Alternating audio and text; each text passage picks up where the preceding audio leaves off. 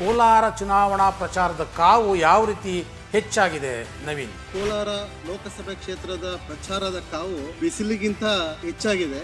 ಈ ಬಾರಿಯ ಮೈತ್ರಿ ಯಾವ ರೀತಿ ವರ್ಕೌಟ್ ಆಗುತ್ತೆ ಮತದಾರರ ಮನಸ್ಸಿನ ಮೇಲೆ? ಒಗಟು ತರ ಇರುತ್ತೆ, ಯಕ್ಷ ಪ್ರಶ್ನೆ ತರ ಇರುತ್ತೆ, ಪ್ರಾಣ ಬಿಸಿಲಿನ ತರ ಇರುತ್ತೆ. ಕಾಂಗ್ರೆಸ್ ತನ್ನ ಒಳಜಗಳಗಳನ್ನ ದಾಟಿ ಅಭ್ಯರ್ಥಿಯನ್ನ ಗೆಲ್ಲಿಸಿಕೊಳ್ಬೇಕಾದಂತಹ ಪರಿಸ್ಥಿತಿಯಲ್ಲಿದೆ. ಇಡೀ ರಾಜ್ಯಕ್ಕೆ ಬಿಕ್ಕಟ್ಟು ಉಂಟಾಗಿದೆ ಎಂಬುದನ್ನ ಒಂದು ತೋರಿಸ್ಕೊಡ್ತು. ನಾಯಕರ ನಡುವೆ ದೊಡ್ಡ ಕಂದಕ ಇದೆ. ವಿರೋಧ ಅಥವಾ ಒಂದು ಪ್ರತಿರೋಧ ಮತ್ತು ಬೇರೆ ವಿಭಿನ್ನತೆ ಕೆಲವು ಕಡೆ ಕಾರ್ಯಕರ್ತರ ಮಟ್ಟದಲ್ಲಿ ಕಾಣೋದಿಲ್ಲ.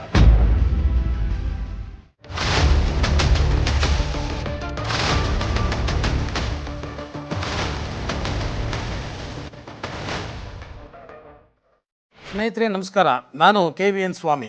ಕವರೇಜ್ ಕ್ಷೇತ್ರದ ವಿಶೇಷ ಸರಣಿಯಲ್ಲಿ ಇವತ್ತು ನಾನು ನಿಮ್ಮ ಜೊತೆ ಮಾತನಾಡುವಂತಹ ಲೋಕಸಭಾ ಕ್ಷೇತ್ರ ಒಂದು ವಿಶೇಷವಾದ ಲೋಕಸಭಾ ಕ್ಷೇತ್ರ. ಟಿಕೆಟ್ ಹಂಚಿಕೆಗೂ ಮುನ್ನ ಮತ್ತು ಟಿಕೆಟ್ ಹಂಚಿಕೆ ನಂತರ ಈ ಎರಡೂ ಸಂದರ್ಭಗಳಲ್ಲಿ ಇಡೀ ರಾಜ್ಯಾದ್ಯಂತ ಸದ್ದು ಮಾಡಿದಂತಹ ಕ್ಷೇತ್ರ ಕೋಲಾರ ಮೀಸಲು ಲೋಕಸಭಾ ಕ್ಷೇತ್ರ. ಸೊ ಈ ಕ್ಷೇತ್ರದ ಬಗ್ಗೆ ತಮ್ಮ ತಜ್ಞ ವಿಶ್ಲೇಷಣೆಯನ್ನು ನೀಡೋದಕ್ಕೆ ಹೊಸದಿಗಂತ ದಿನಪತ್ರಿಕೆಯ ಜಂಟಿ ಸಂಪಾದಕರಾದಂತಹ ಪಿ ರಾಜೇಂದ್ರ ಅವರು ನಮ್ಮ ಜೊತೆ ಇದ್ದಾರೆ. ಜೊತೆಗೆ ಹೊಸದಿಗಂತ ದಿನಪತ್ರಿಕೆಯ ವರದಿಗಾರರಾದಂಥ ನವೀನ್ ಅವರು ಕೂಡ ನಮ್ಮ ಜೊತೆ ಇದ್ದಾರೆ. ಈ ಇಬ್ಬರಿಗೂ ನಾನು ಸ್ವಾಗತವನ್ನು ಬಯಸ್ತೇನೆ. ಮೊದಲನೇದಾಗಿ ನಾನು ನವೀನ್ ಹತ್ರ ಹೋಗ್ತೇನೆ. ನವೀನ್, ಕೋಲಾರದ ಬಿಸಿಲಿನ ಧಗೆಯ ಜೊತೆಗೆ ಪ್ರಚಾರದ ಕಾವು ಕೂಡ ಜೋರಾಗಿ ಏರ್ತಾ ಇದೆ ಅಂತ ಅಂದ್ಕೋತೇನೆ. ಯಾಕೆಂದರೆ ರಾಹುಲ್ ಗಾಂಧಿಯವರು ಬಂದು ಹೋಗಿದ್ದಾರೆ, ಪ್ರಧಾನಿ ಮೋದಿ ಕೂಡ ಪಕ್ಕದ ಚಿಕ್ಕಬಳ್ಳಾಪುರ ಜಿಲ್ಲೆಗೆ ಬಂದು ಹೋದರೂ ಕೂಡ ಅದು ಕೋಲಾರದ ಮತದಾರರು ಮತ್ತು ಕಾರ್ಯಕರ್ತರು ಆ ಸಭೆಯಲ್ಲಿ ಭಾಗವಹಿಸಿದರು. ಈ ಇಬ್ಬರೂ ದಿಗ್ಗಜರ ಭೇಟಿಯ ನಂತರ ಕೋಲಾರ ಚುನಾವಣಾ ಪ್ರಚಾರದ ಕಾವು ಯಾವ ರೀತಿ ಹೆಚ್ಚಾಗಿದೆ ನವೀನ್? ಸರ್, ತಾವೇ ಹೇಳ್ದಂಗೆ ಏನು ಕೋಲಾರ ಲೋಕಸಭೆ ಕ್ಷೇತ್ರದ ಪ್ರಚಾರದ ಕಾವು ಬಿಸಿಲಿಗಿಂತ ಹೆಚ್ಚಾಗಿದೆ. ಇವತ್ತು ಏನು ಕೋಲಾರ ಚಿಕ್ಕಬಳ್ಳಾಪುರ 35 ಡಿಗ್ರಿ ಬಿಸಿಲಿನ ವಾತಾವರಣ ಇರೋಂಥದ್ದು ನಮಗೆಲ್ಲ ಗೊತ್ತಿದೆ. ಅದೇ ರೀತಿಯಾಗಿ ಕೋಲಾರವನ್ನ ಕಾಂಗ್ರೆಸ್ ರವರು ಹಾಗೂ ಬಿಜೆಪಿ ಅವರು ಪ್ರತಿಷ್ಠಾತ್ಮಕ ಕ್ಷೇತ್ರವನ್ನಾಗಿ ಪರಿಗಣಿಸಿ ಇವತ್ತು ಜಿದ್ದಾಜಿದ್ದಿಯ ಪ್ರಚಾರಗಳಲ್ಲಿ ತೊಡಗಿದ್ದಾರೆ. ಒಂದು ಕಡೆ ರಾಹುಲ್ ಗಾಂಧಿ ಅವರು, CM ಸಿದ್ದರಾಮಯ್ಯನವರು ಕೋಲಾರ ಕ್ಷೇತ್ರವನ್ನ ಯಾವುದೇ ಕಾರಣಕ್ಕೆ ಬಿಜೆಪಿಗೆ ಬಿಟ್ಟುಕೊಡಬಾರದು ಅನ್ನೋ ಒಂದು ಪ್ರಯತ್ನದಲ್ಲಿದ್ರೆ, ಬಿಜೆಪಿ ಅವರು ಅದೇ ರೀತಿಯಾಗಿ JDS ಅವರು ಏನು ಕಳೆದ ಚುನಾವಣೆಯಲ್ಲಿ ಬಿಜೆಪಿ ಗೆಲುವು ಸಾಧಿಸಿತ್ತೋ ಆ ಗೆಲುವನ್ನ ಅದೇ ರೀತಿಯಾಗಿ JDS ಮುಖಾಂತರ ಈ ಸಲ ಮುಂದುವರಿಸಬೇಕು, ಯಾವುದೇ ಕಾರಣಕ್ಕೂ ಬಿಜೆಪಿ ಕಾಂಗ್ರೆಸ್ಗೆ ಈ ಕ್ಷೇತ್ರವನ್ನ ಬಿಟ್ಟುಕೊಡಬಾರದು ಅನ್ನೋಂತ ಅಚಲ ನಿರ್ಧಾರವನ್ನ ಮಾಡಿ ಒಂದು ಪ್ರಚಾರದಲ್ಲಿ ತೊಡಗಿದ್ದಾರೆ. ರಾಜೇಂದ್ರ ಅವರೇ, ಕೋಲಾರ ಮೊದಲಿನಿಂದಲೂ ಕಾಂಗ್ರೆಸ್ನ ಭದ್ರಕೋಟೆ. ಕಳೆದ ಒಂದು ಬಾರಿ ಬಿಟ್ಟರೆ ಇಲ್ಲಿ ಬಹುತೇಕ ಚುನಾವಣೆಗಳಲ್ಲಿ ಕಾಂಗ್ರೆಸ್ ಗೆಲುವು ಸಾಧಿಸ್ತಾ ಬಂದಿದೆ. ಅದರಲ್ಲೂ KH ಮುನಿಯಪ್ಪನವರು ಇಲ್ಲಿ ತಮ್ಮ ಆಧಿಪತ್ಯವನ್ನು ಇಷ್ಟು ವರ್ಷಗಳ ಕಾಲ, 2 ದಶಕಗಳ ಕಾಲ ತಮ್ಮ ಆಧಿಪತ್ಯವನ್ನು ಸಾಧಿಸಿದರು. ಸೊ ಆದರೆ ಈ ಬಾರಿ BJP ಮತ್ತು JDS ಮೈತ್ರಿ ಆಗಿದೆ. ಮೈತ್ರಿ ಅಭ್ಯರ್ಥಿಯಾಗಿ JDSನಿಂದ ಮಲ್ಲೇಶ್ ಬಾಬು ಅವರಿದ್ದರೆ, ಕಾಂಗ್ರೆಸ್ನಿಂದ KV ಗೌತಮ್ ಅವರು ಕಣಕ್ಕಿಳಿದಿದ್ದಾರೆ. KV ಗೌತಮ್ ಅಭ್ಯರ್ಥಿ ಆಗೋದಕ್ಕೆ ಮುಂಚೆ ನಡೆದ ಹಲವಾರು ಹೈಡ್ರಾಮಾಗಳನ್ನು ನಂತರ ಮಾತಾಡೋಣ. ಆದರೆ ಇಲ್ಲಿ ನಾನು ನಿಮ್ಮಿಂದ ಬಯಸೋದು ಏನು ಅಂತಂದರೆ, ಕಾಂಗ್ರೆಸ್ ಭದ್ರಕೋಟೆಯನ್ನು ಒಡೆಯೋದರಲ್ಲಿ BJP ಕಳೆದ ಬಾರಿ ಯಶಸ್ವಿಯಾಗಿತ್ತು.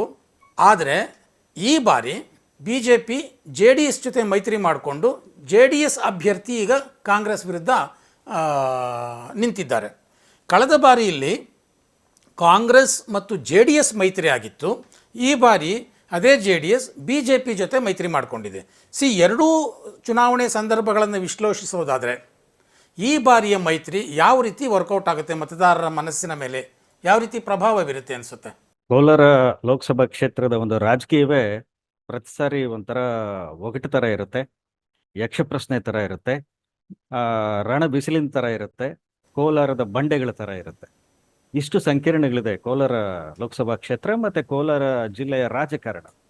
ತಾವು ನೋಡಿರಬಹುದು, ಕೋಲಾರ ಜಿಲ್ಲೆಯ ರಾಜಕಾರಣ ಅದೆಷ್ಟು ಜಿದ್ದಾಜಿದ್ದಿ ಮತ್ತು ಪ್ರತಿಷ್ಠೆಯಾಗಿರುತ್ತೆ ಅಂತ ಹೇಳಿದ್ರೆ, ಅದು ಪಂಚಾಯಿತಿ ಚುನಾವಣೆಯಿಂದ ಹಿಡಿದು ಪಾರ್ಲಿಮೆಂಟ್ ಚುನಾವಣೆವರೆಗೂ ಇದೇ ರೀತಿಯಾದಂಥ ಒಂದು ಹಪಾಹಪಿ ನಾವು ಕಾಣಬಹುದು ಅಂತ ನಾನು ಇಲ್ಲಿ ಹೇಳಿಕೆ ಇಷ್ಟಪಡ್ತೇನೆ. ಹೋದ್ ಸರಿ ಮುನಿಯಪ್ಪ ಅವರ ವಿರುದ್ಧ ಸೋಲಿಸಬೇಕು ಅಂತ ತೀರ್ಮಾನ ಮಾಡಿದವರು ಯಾರು? ಕಾಂಗ್ರೆಸ್ಸಿನಲ್ಲಿ ಯಾರು ಮುನಿಯಪ್ಪ ಅವರ ವಿರೋಧಿಗಳಿದ್ದರು ರಾಜಕೀಯವಾಗಿ, ಅವರೇ ಅವರನ್ನು ಸೋಲಿಸಲಿಕ್ಕೆ ಒಂದು ರೀತಿಯಾದಂತಹ ಒಂದು ರಣತಂತ್ರ ಮಾಡಿ ಆ ಒಂದು ಭದ್ರಕೋಟೆಗೆ ಒಂದು ರೀತಿಯಾದಂತಹ ಒಂದು ಕೋಟೆಯ ಬಾಗಿಲುಗಳನ್ನು ತೆಗೆದು ಬಿಜೆಪಿ ಕೊಡ್ತಾರೆ. ಆಗ JDS ಮತ್ತೆ ಕಾಂಗ್ರೆಸ್ಸಿನ ಒಂದು ಮೈತ್ರಿ ಇದ್ರೂ ಕೂಡ ಮುನಿಯಪ್ಪ ಅವರು ಸೋಲ್ತಾರೆ. ಪ್ರಾಯಶಃ ಅದೇ ಪರಿಸ್ಥಿತಿ ಮತ್ತೆ 2024ರಲ್ಲೂ ಕೂಡ ಇದೆ ಅಂತ ನಾವು ಇಲ್ಲಿ ಹೇಳಲಿಕ್ಕೆ ಇಷ್ಟಪಡ್ತೇನೆ. ಆದ್ರೆ ಈ ಸಾರಿ ಏನಾಗಿದೆ, ಬಿಜೆಪಿ JDS ಅಂದು ಕಾಂಗ್ರೆಸ್ ಜೊತೆ ಇದ್ದಂತಹ JDS ಇವತ್ತು ಬಿಜೆಪಿ ಜೊತೆ ಇದೆ ಅಂತಕ್ಕಂಥದ್ದು ತಮಗೊಂದು ಇಲ್ಲಿ ತಿಳ್ಕೋಬೇಕು. ಕೋಲಾರ ಲೋಕಸಭಾ ಕ್ಷೇತ್ರದಿಂದ ಅವಿಭಜಿತ ಜನತಾದಳದ ಅಭ್ಯರ್ಥಿ ಕೂಡ ಒಂದ್ಸಾರಿ ಗೆದ್ದು ಬಂದಿದ್ದಾರೆ ಅಂತಕ್ಕಂಥದ್ದು. ಹಾಗಾಗಿ ನಾವು 8 ಲೋಕಸಭಾ ಕ್ಷೇತ್ರಗಳನ್ನು ನಾವು 8 ವಿಧಾನಸಭಾ ಕ್ಷೇತ್ರಗಳು ಕೋಲಾರದ್ದು ಒಂದು ನಾವು ಪರಿಗಣಿಸೋದಾದ್ರೆ, ಕೋಲಾರದಲ್ಲಿರ್ತಕ್ಕಂಥ 8 ವಿಧಾನಸಭಾ ಕ್ಷೇತ್ರಗಳಲ್ಲಿ 3 ಅಥವಾ 4 ವಿಧಾನಸಭಾ ಕ್ಷೇತ್ರಗಳಲ್ಲಿ JDSನ ಬೇರುಗಳು ಬಹಳ ಪ್ರಬಲವಾಗಿದೆ ಅಂತ ನಾವು ಹೇಳಬೇಕು. ಆದ ನಂತರ ಕಾಂಗ್ರೆಸ್ ಕೂಡ ಅಲ್ಲಿ ತನ್ನ ಒಂದು ಮೂಲ ಬೇರುಗಳನ್ನು ಇಟ್ಕೊಂಡಿರ್ತಕ್ಕಂಥದ್ದು.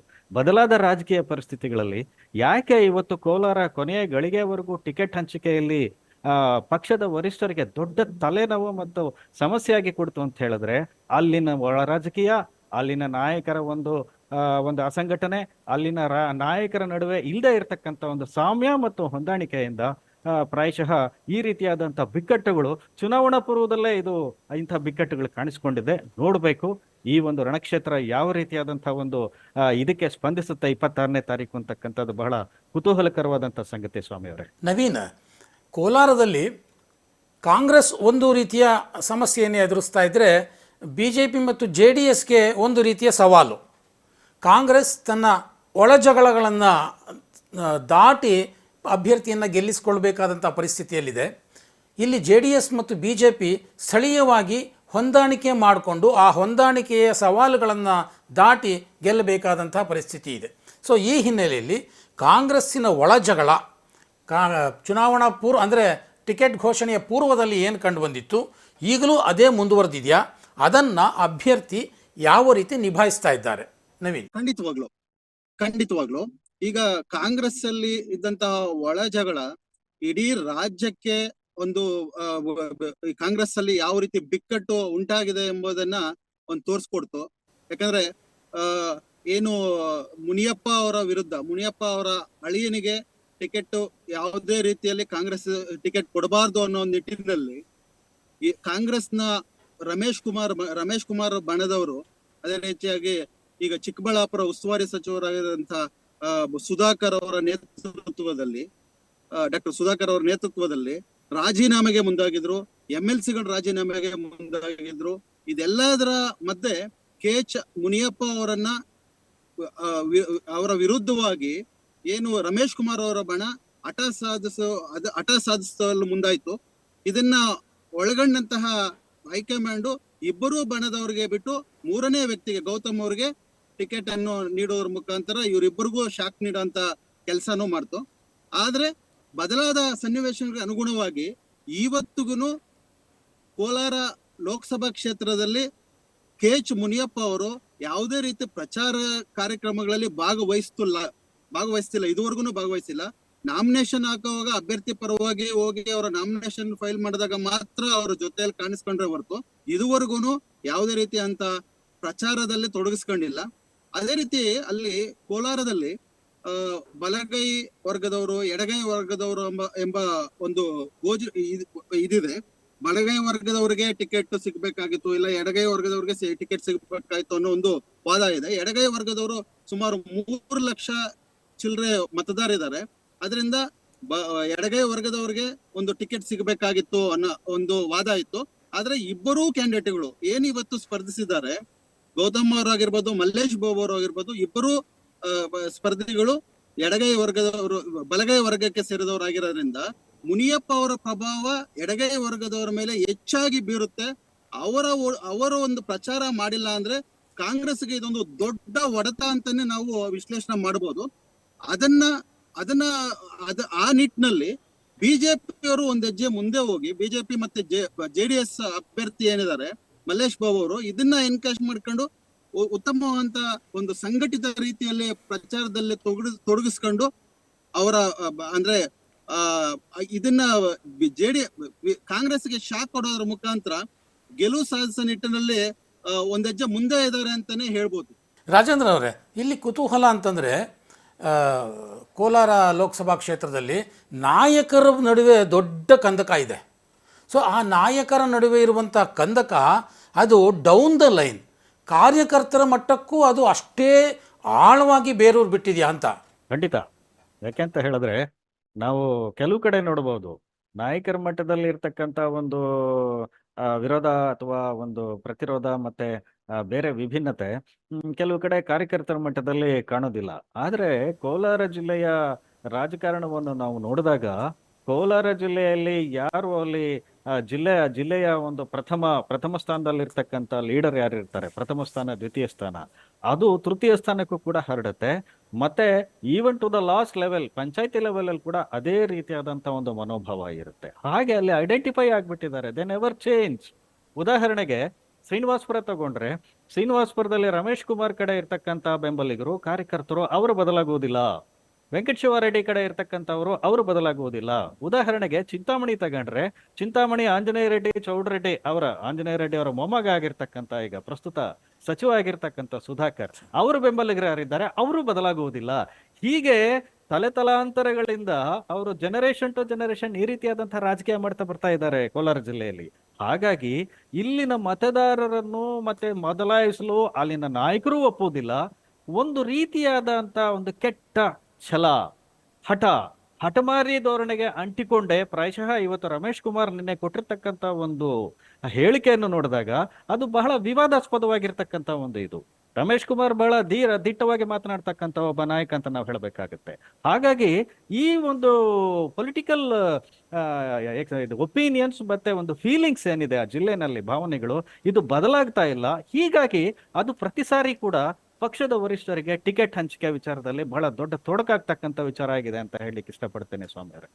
ನವೀನ್, ಇಲ್ಲಿ ಕೋಲಾರ ಕಾಂಗ್ರೆಸ್ನಲ್ಲಿ ಮುನಿಯಪ್ಪ ಅವರ ಕುಟುಂಬಕ್ಕೆ ಹೇಗಾದರೂ ಮಾಡಿ ಟಿಕೆಟ್ ತಪ್ಪಿಸ್ಬೇಕು ಅಂತ ರಮೇಶ್ ಕುಮಾರ್ ಬಣ ಏನೆಲ್ಲ ಮಾಡ್ತು, ಕೊನೆಗೂ ಅದರಲ್ಲಿ ಯಶಸ್ವಿ ಆಯಿತು. ಈಗ ನನಗನ್ಸುತ್ತೆ ಮುನಿಯಪ್ಪ ಅವ್ರ ಸರದಿ, ನನ್ನ ಕುಟುಂಬಕ್ಕೆ ನೀವು ಟಿಕೆಟ್ ತಪ್ಪಿಸಿದ್ದೀರಲ್ಲ, ನೋಡೋಣ ನಿಮ್ಮ ಅಭ್ಯರ್ಥಿ ಹೇಗೆ ಗೆಲ್ತಾರೆ ಅನ್ನುವಂಥ ಮನಸ್ಥಿತಿಯಲ್ಲಿ ಮುನಿಯಪ್ಪ ಅವರು ಇದ್ದಾರಾ ಅಂತ. ತಾನು ಏಕಾಂಗಿ ಆದರೂ ಪರವಾಗಿಲ್ಲ, ಕಾಂಗ್ರೆಸ್ ಅಭ್ಯರ್ಥಿನ ನೀವು ಹೇಗೆ ಗೆಲ್ಲಿಸ್ಕೊಳ್ತೀರಿ ನೋಡೋಣ ಅನ್ನುವಂಥ ಮನಸ್ಥಿತಿಯಲ್ಲಿ ಏನಾದರೂ ಮುನಿಯಪ್ಪನವ್ರು ಇದ್ದಾರಾ?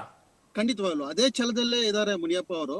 ಯಾಕಂದ್ರೆ ಮುನಿಯಪ್ಪ ಅವರ ಅಳಿಯನಿಗೆ ಟಿಕೆಟ್ ತಪ್ಪಿಸಿದ್ದ ಒಂದು ಜಿದ್ದಿಗೆ ಬಿದ್ದಂತೆ ಕಾಣ್ತಿದೆ ಇವತ್ತಿನ ಸಂದರ್ಭದಲ್ಲಿ.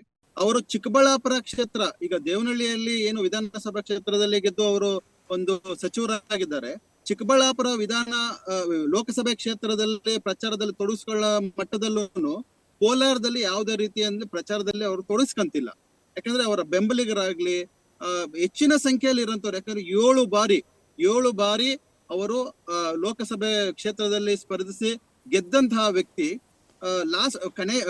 ಕಳೆದ ಬಾರಿ ಬಿಜೆಪಿ ವಿರುದ್ಧ ಅವರು ಸೋತರು. ಅವರ ವರ್ಚಸ್ಸು ಕೋಲಾರದಲ್ಲಿ ಖಂಡಿತವಾಗ್ಲೂ ಇದೆ. ಅದೇ ರೀತಿಯಾಗಿ ಆ ವರ್ಚಸ್ಸನ್ನ ಅವರು ಆ ಒಂದು ಇದನ್ನ ಮುಂದುವರಿಸಬೇಕು ಅನ್ನೋ ಒಂದು ಹಠನೂ ಅವರಲ್ಲಿದೆ. ಎಲ್ಲಿ ಕ್ಷೇತ್ರ ಕೈ ತಪ್ಪುತ್ತೋ ಅನ್ನೋ ಒಂದು ಭಯನೂ ಈಗ KH ಮುನಿಯಪ್ಪ ಅವ್ರಿಗಿದೆ ಅಂತ ನಾವು ವಿಶ್ಲೇಷಣೆ ಮಾಡ್ಬೋದು. ಯಾಕಂದ್ರೆ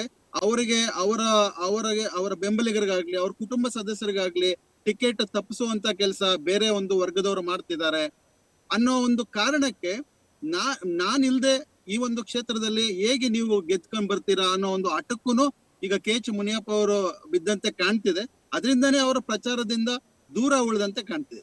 ರಾಜೇಂದ್ರ ಅವರೇ, ಬಹುಶಃ ಕೋಲಾರ ಕಾಂಗ್ರೆಸ್ ಮೇಲೆ ಒಂದು ರೀತಿಯ ಶನಿ ಪ್ರಭಾವ ಬೀರಿದೆಯೇನೋ ಅಂತ ಅನಿಸುತ್ತೆ.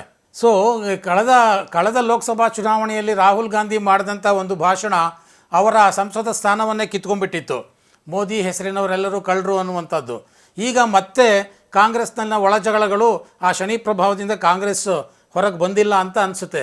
ಅದರ ಪರಿಣಾಮ ಏನೋ ಅನ್ನೋ ಹಾಗೆ ರಮೇಶ್ ಕುಮಾರ್ ಅವರು ಕೂಡ ನಿನ್ನೆ ಶನಿ ಪದವನ್ನು ಉಪಯೋಗಿಸಿದ್ದಾರೆ. ನರೇಂದ್ರ ಮೋದಿ ಈ ದೇಶಕ್ಕೆ ಒಬ್ಬ ಶನಿ ಇದ್ದ ಹಾಗೆ, ನಮಗೆಲ್ಲ ಶನಿ ಇದ್ದ ಹಾಗೆ ಅಂತ. ಏನಿದು ಕೋಲಾರ ಕಾಂಗ್ರೆಸ್ ಮೇಲಿರುವಂಥ ಶನಿ ಪ್ರಭಾವ? ಪ್ರಾಯಶಃ ಕೋಲಾರ ಲೋಕಸಭಾ ಕ್ಷೇತ್ರದ ವ್ಯಾಪ್ತಿಗೆ ಬಹಳ ಪ್ರಸಿದ್ಧವಾದಂತಹ ಒಂದು ಶನಿ ಮಹಾತ್ಮನ ದೇವಸ್ಥಾನ ಕೂಡ ಇದೆ ಅಂತ ತಮ್ಗೆ ಹೇಳಲಿಕ್ಕೆ ಇಷ್ಟಪಡ್ತೇನೆ. ಅದು ಹೆಚ್ ಕ್ರಾಸ್ ಅಂತಕ್ಕಂಥ ಒಂದು ಸ್ಥಳದಲ್ಲಿ ಶನಿ ಮಹಾತ್ಮನ ಒಂದು ದೇವಸ್ಥಾನ ಇದೆ. ಕಾಕತಾಳೀಯ ಈ ಸಾರಿ ಲೋಕಸಭಾ ಕ್ಷೇತ್ರದ ಅಭ್ಯರ್ಥಿ ಗೆಲ್ಲುವಂತ ಅಭ್ಯರ್ಥಿಗೆ ಯಾರ ಕೃಪೆ, ಶನಿ ಮಹಾನುಭಾವನ ಕೃಪೆ ಯಾರಿಗಿದೆಯೋ ಗೊತ್ತಿಲ್ಲ. ಆದ್ರೆ ಈ ರೀತಿಯಾದಂತಹ ಒಂದು ಹೇಳಿಕೆಗಳು ಮೇಲಿಂದ ಮೇಲೆ ನಮಗೆ ಕೇಳಿ ಬರುತ್ತೆ ಕೋಲಾರ ಜಿಲ್ಲೆನಲ್ಲಿ. ಇನ್ನೂ ಚುನಾವಣೆಗೆ ಇನ್ನೂ ಒಂದು ವಾರ 5-6 ದಿನ ಬಾಕಿ ಇರ್ತಕ್ಕಂಥ ಹಿನ್ನೆಲೆಯಲ್ಲಿ ಇನ್ನೂ ಯಾವ ರೀತಿಯಾದಂತಹ ಒಂದು ಹೇಳಿಕೆಗಳು ಹೊರಬರುತ್ತೆ ಅನ್ನೋದು ಕೂಡ ಜನರಿಗೆ ಮತ್ತೆ ಇಡೀ ಪ್ರಪಂಚಕ್ಕೆ ಇದು ಕುತೂಹಲಕಾರಿಯಾಗೇ ಇದೆ. ಅದೇನೇ ಇರಲಿ, ಈ ಗೆಲ್ಲಬೇಕಾಗಿದ್ರೆ ಈಗ 8 ವಿಧಾನಸಭಾ ಕ್ಷೇತ್ರಗಳ ಒಂದು ನಾವು ಈಗಿನ ರಾಜಕೀಯ ಪರಿಸ್ಥಿತಿಯನ್ನು ನೋಡಿದಾಗ ಕೋಲಾರದಲ್ಲಿ ಕಾಂಗ್ರೆಸ್ ಇದೆ, ಚಿಂತಾಮಣಿಯಲ್ಲಿ ಕಾಂಗ್ರೆಸ್ ಇದೆ, KGF ಅಲ್ಲಿ ಕಾಂಗ್ರೆಸ್ ಇದೆ, ಹಾಗೇನೆ ಇದರಲ್ಲಿ ನಮಗೆ ಮುಳುಬಾಗಲಲ್ಲಿ JDS ಇದಿದೆ. ಸೊ ಮತ್ತೆ ಮಾಲೂರಲ್ಲಿ ಕಾಂಗ್ರೆಸ್ ಇದೆ, ಇನ್ನೊಂದು ಕಡೆ Janata Dal Shidlaghatta for the matter. Shidlaghatta ಅಂತಕ್ಕಂಥದ್ದು ಹಿಂದೆ ಚಿಕ್ಕಬಳ್ಳಾಪುರ ಲೋಕಸಭಾ ಕ್ಷೇತ್ರಕ್ಕೆ ಅಟ್ಯಾಚ್ ಆಗಿದ್ದಂಥದ್ದು ಈ ಸಾರಿ ಅಂದ್ರೆ ಕ್ಷೇತ್ರ ಪುನರ್ವಿಂಗಡಣೆ ಆದ ನಂತರ ಶಿಡ್ಲಘಟ್ಟ ಕೂಡ ಏನಾಗಿದೆ, ಈಗ ಕೋಲಾರ ಲೋಕಸಭಾ ಕ್ಷೇತ್ರಕ್ಕೆ ಒಳಪಟ್ಟಿದೆ. ಹಾಗಾಗಿ ಇಲ್ಲಿನ ಒಂದು SC ಮತ್ತೆ ST ಆಗ್ಲೇ ನವೀನ್ ಹೇಳಿದಾಗೆ ಎಡಗೈ ಮತ್ತೆ ಬಲಗೈ ತೆಗೆದುಕೊಂಡಾಗ ಅವರು ಒಂದು ಮತದಾರರ ಸಂಖ್ಯೆ ಕೂಡ ಬಹಳ ಹೆಚ್ಚಿನ ಸಂಖ್ಯೆಯಲ್ಲಿ ಇರ್ತಕ್ಕಂಥದ್ದು. ಇದನ್ನು ತಮ್ಮ ಕಡೆಗೆ ತಿರುಗಿಸ್ಕೊಳ್ತಕ್ಕಂಥ ರೀತಿನಲ್ಲಿ ಇವತ್ತು ಸಿದ್ದರಾಮಯ್ಯ ಮತ್ತೆ DK ಶಿವಕುಮಾರ್ ಹೆಣಗಾಡುವಂತ ಪರಿಸ್ಥಿತಿಯಲ್ಲಿ ಬಂದಿದೆ. ಮುನಿಯಪ್ಪನವರು ಮುನ್ಸ್ಕೊಂಡಿದ್ದಾರೆ, ಆದ್ರೆ ಪಕ್ಷದ ಒಂದು ಪ್ರತಿಷ್ಠೆ ಮತ್ತು ಪಕ್ಷದ ಒಂದು ಪ್ರೆಸ್ಟೀಜ್ಗೋಸ್ಕರ ಇವತ್ತು ಇಬ್ಬರು ನಾಯಕರು ಕೂಡ ಕಾರ್ಯಕರ್ತರನ್ನು ಮತ್ತೆ ಯಾರು ಕಾಂಗ್ರೆಸ್ ಪಕ್ಷದ ಲೀಡರ್ಸ್ ಅಲ್ಲಿ ಇದ್ದಾರೆ ಅವರನ್ನು ಒಟ್ಟು ಮಾಡಿ ಇವತ್ತು ರಾಷ್ಟ್ರೀಯ ನಾಯಕರನ್ನು ಮುಂದೆ ಇಟ್ಟುಕೊಂಡು ಇವರು ಕ್ಷೇತ್ರದಲ್ಲಿ ಇವರು ಪ್ರಚಾರ ಮಾಡುವಂತ ಪರಿಸ್ಥಿತಿ ಬಂದಿದೆ. ಒಟ್ಟಾರೆ ಇದು ಬಿಜೆಪಿ ಮತ್ತು ಜನತಾದಳಕ್ಕೆ ಯಾವ ರೀತಿಯಾದಂತಹ ಒಂದು ಅನುಕೂಲ ಆಗಬಹುದು ಅಂತ ಹೇಳಿದ್ರೆ, ಜನತಾದಳದ ಮೂಲ ಬೇರುಗಳಲ್ಲಿದೆ. ದೇವೇಗೌಡರು 1977ರಿಂದ ದೇವೇಗೌಡರಿಗೆ ಮತ್ತೆ ಕುಮಾರಸ್ವಾಮಿ ಅವರಿಗೆ, ಅದರಲ್ಲೂ ಬಹಳ ಮುಖ್ಯವಾಗಿ ದೇವೇಗೌಡರಿಗೆ ಕೋಲಾರ ಜಿಲ್ಲೆಯ ಪ್ರತಿಯೊಂದು ತಾಲೂಕು ಮತ್ತು ಜಿಲ್ಲೆಯ ಮತ್ತು ಹೋಬಳಿಯ ಪರಿಚಯ ಇದೆ. ಮತ್ತೆ ಜನತಾದಳದ ಬೇರುಗಳಲ್ಲಿ ಬಹಳ ಭದ್ರವಾಗಿರ್ತಕ್ಕಂಥ ಹಿನ್ನೆಲೆಯಲ್ಲಿ ಎಲ್ಲೋ ಒಂದು ಕಡೆ ಈ ಸಾರಿ ಕಾಂಗ್ರೆಸ್ಗೆ ಬಹಳ ದೊಡ್ಡ ಸವಾಲಿದೆ ಅಂತ ಹೇಳ್ಬೇಕಾಗುತ್ತೆ ಸ್ವಾಮಿ ಅವರೇ. ಬಹುಶಃ ಅದೇ ಕಾರಣಕ್ಕೆ ಇರ್ಬೋದು BJP ಬಹಳ ಸ್ಮಾರ್ಟ್ ಮೂವ್ ಮಾಡ್ತು ಅನ್ಸುತ್ತೆ. ತನ್ನದೇ ಪಕ್ಷದ ಸದಸ್ಯರಿದ್ರೂ ಕೂಡ ಅದನ್ನು JDSಗೆ ಬಿಟ್ಕೊಡೋದ್ರ ಮುಖಾಂತರ ಎಲ್ಲೋ ಈ ರೀತಿಯ ಸೂಕ್ಷ್ಮಗಳನ್ನು ಅರಿತು BJP ಬಿಟ್ಕೊಡ್ತು ಅಂತ ಅನ್ಸುತ್ತೆ. ತಮಗೆ ಒಂದು ವಿಷಯ ಹೇಳಲಿಕ್ಕೆ ಇಷ್ಟಪಡ್ತೇನೆ ಸ್ವಾಮಿ ಅವರೇ. 1977ರ ನಂತರ ಏನು ಚುನಾವಣೆಗಳ ಒಂದು ದೇಶದಲ್ಲಿ ರಾಜಕಾರಣ ಬದಲಾಯಿತು, ಆಗ SR ಬೊಮ್ಮಾಯಿ ಮತ್ತು ದೇವೇಗೌಡರು ಪ್ರಾಯಶಃ ಅವರು ಕ್ಯಾಂಪೈನ್ ಮಾಡ್ತಾ ಇದ್ದಂಥ ರೀತಿ ನೋಡಿದ್ರೆ ಕೋಲಾರ ಜಿಲ್ಲೆಯಲ್ಲಿ ಹಗಲು ರಾತ್ರಿ ಅವರು ಹಳ್ಳಿಗಳಿಗೆ ಹೋಗಿ ಜನತಾ ಪಾರ್ಟಿಯ ಪರವಾಗಿ ಕ್ಯಾಂಪೈನ್ ಮಾಡಿದಂಥ ದೇವೇಗೌಡರಿಗೆ ಮತ್ತೆ ಬಹಳ ಮುಖ್ಯವಾಗಿ ಕುಮಾರಸ್ವಾಮಿ ಅವರು ಕೋಲಾರ ಜಿಲ್ಲೆಗೆ ಅಳಿಯ ಆಗ್ತಾರೆ. ಹಾಗಾಗಿ ಬೈರೇಗೌಡರು, ಈಗೇನು ಕೃಷ್ಣ ಬೈರೇಗೌಡರು ಅವರ ತಂದೆ ಇದ್ದಾರೆ, ಅವರು ವೇಮಗಲ್ ಕ್ಷೇತ್ರದ ಒಬ್ಬ ದೊಡ್ಡ ರಾಜಕಾರಣಿ. ಇವರೆಲ್ಲರೂ ಕೂಡ ಕಾಂಗ್ರೆಸ್ ವಿರೋಧಿ ನಾಯಕರಾಗಿ ಕೆಲಸ ಮಾಡಿದವರೇ. ಇದನ್ನು ನಾವು ಆಲೋಚಿಸಿದಾಗ ಜನತಾದಳದವರು JDSನವರು ಯಾಕೆ ಕೋಲಾರ ಜಿಲ್ಲೆಯ ಲೋಕಸಭಾ ಕ್ಷೇತ್ರಕ್ಕೆ ಪಟ್ಟು ಹಿಡಿದ್ರು ಅಂತ ಈಗ ತಮಗೆ ಅದು ಮನವರಿಕೆ ಆಗುತ್ತೆ ಸ್ವಾಮಿಯವರು. ಖಂಡಿತ. ನವೀನ್, ಇಲ್ಲಿ ಈ ಎಲ್ಲ ಒಳಜಗಳಗಳು, ನಾಯಕರ ಪ್ರತಿಷ್ಠೆ, ಕಿತ್ತಾಟ ಇದೆಲ್ಲವನ್ನು ನೋಡಿದಾಗ ಕಾಂಗ್ರೆಸ್ ಅಭ್ಯರ್ಥಿ ಗೌತಮ್ ಬಗ್ಗೆ ಒಂದು ಮಾತು ಹೇಳಬೇಕಾಗುತ್ತೆ. ಅಪ್ಪ ಅಮ್ಮ ಜಗಳದಲ್ಲಿ ಕೂಸು ಬಿಡವಾಯಿತು ಅನ್ನೋ ಹಾಗೆ. ಸೊ ಗೌತಮ್ ಇವಾಗ ಯಾವ ರೀತಿಯ ಪ್ರಚಾರದಲ್ಲಿ ತಮ್ಮನ್ನು ತೊಡಗಿಸ್ಕೊಳ್ಬೇಕು ಅನ್ನುವಂಥ ಬಹುಶಃ ಗೊಂದಲದಲ್ಲಿದ್ದಾರೋ ಏನೋ. ಅವ್ರು ಯಾವ ರೀತಿಯಲ್ಲಿ ಪ್ರಚಾರ ಮಾಡ್ತಾ ಇದ್ದಾರೆ ಈಗ ಗೌತಮ್? ಯಾವ ರೀತಿ ಮತದಾರರನ್ನು ಸೆಳೆಯುವಂಥ ಪ್ರಯತ್ನ ಮಾಡ್ತಾ ಇದ್ದಾರೆ? ಖಂಡಿತವಾಗ್ಲು ಈಗ ಒಂದು ಗೌತಮ್ ಅವರಿಗೆ ತಾವ್ ಹೇಳ್ದಂಗೆನೆ ಅಪ್ಪ ಅಮ್ಮ ಜಗಳದಲ್ಲಿ ಕೂಸು ಬಡವಾಯಿತು ಅನ್ನೋ ಒಂದು ಇದ್ರಲ್ಲೇ ಇದ್ದಾರೆ ಅವರು.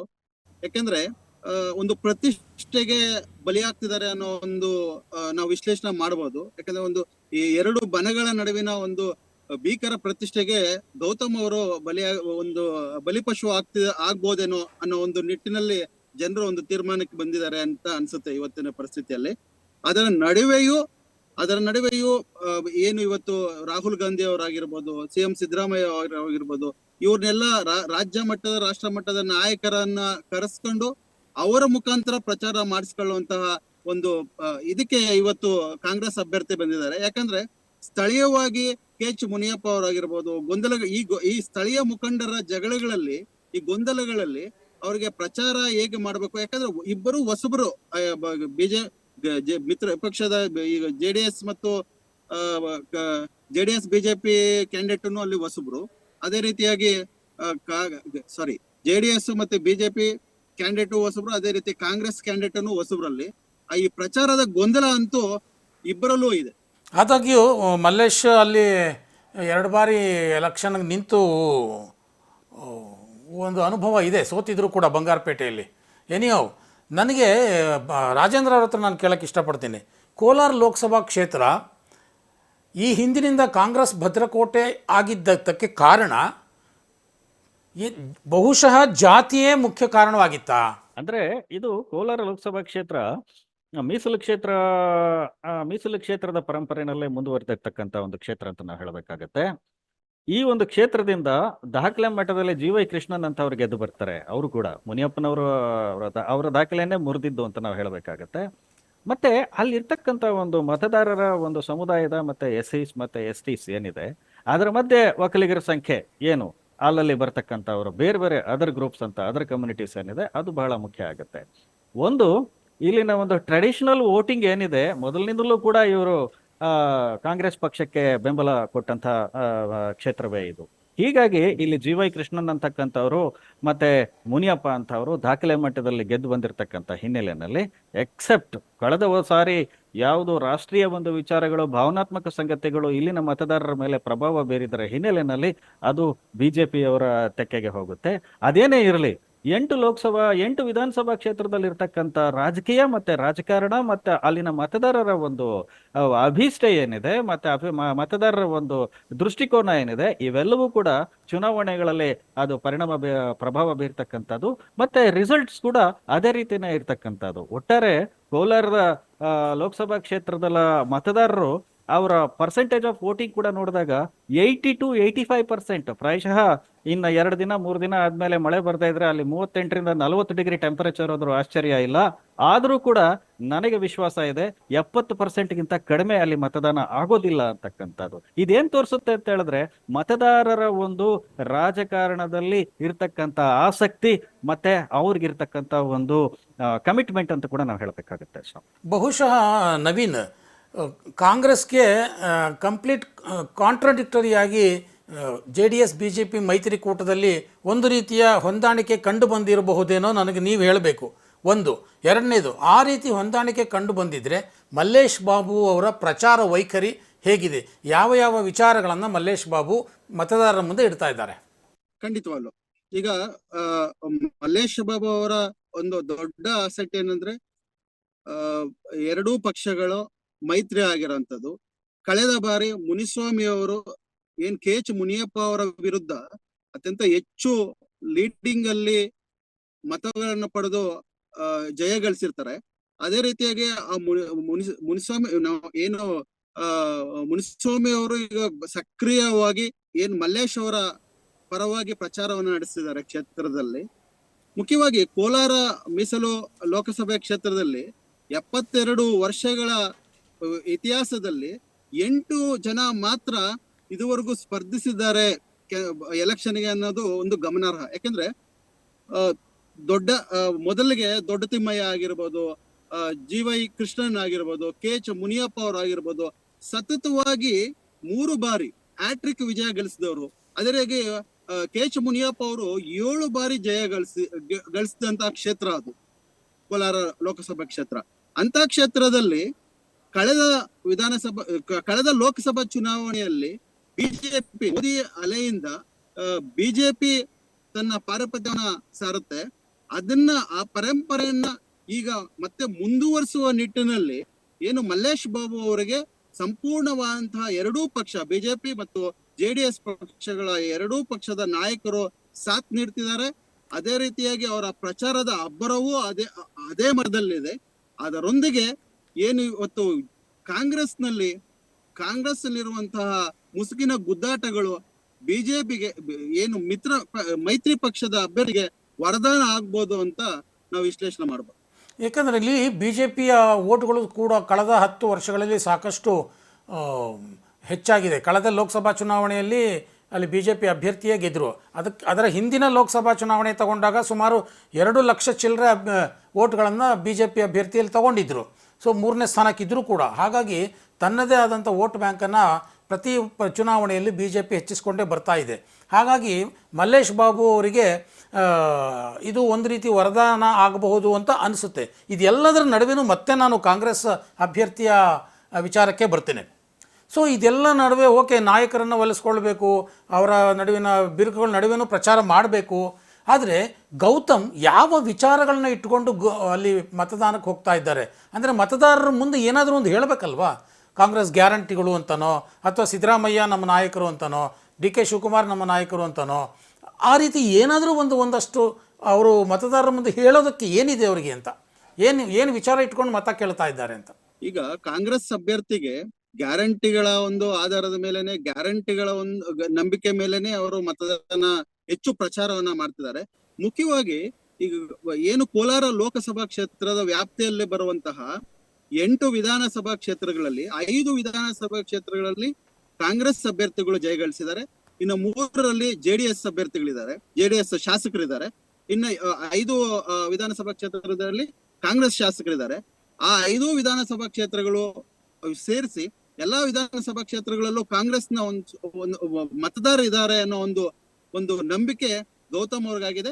ಅದೇ ರೀತಿಯಾಗಿ ಗ್ಯಾರಂಟಿಗಳು, ಮುಖ್ಯವಾಗಿ ಈಗ ರಾಜ್ಯವ್ಯಾಪಿ ಗ್ಯಾರಂಟಿಗಳ ಬಗ್ಗೆ ಏನು ಚರ್ಚೆ ನಡೀತಿದೆ, ಆ ಗ್ಯಾರಂಟಿಗಳಿಂದ ಮತದಾರರ ಒಲವು ಕಾಂಗ್ರೆಸ್ ಕಡೆ ವಾಲಬಹುದು ಎಂಬ ನಿರೀಕ್ಷೆಯಲ್ಲಿ ಗೌತಮ್ ಅವರು ಪ್ರಚಾರ ಮಾಡ್ತಿದ್ದಾರೆ. ರಾಜೇಂದ್ರ ಅವರೇ, ಸೊ ಈ ಎಲ್ಲ ಒಳಜಗಳಗಳ ನಡುವೆನೂ ಅಲ್ಲಿ ಒಂದು ರೀತಿ advantage B J P J D S ಮೈತ್ರಿ ಅಂತಲೇ ಹೇಳಬಹುದು.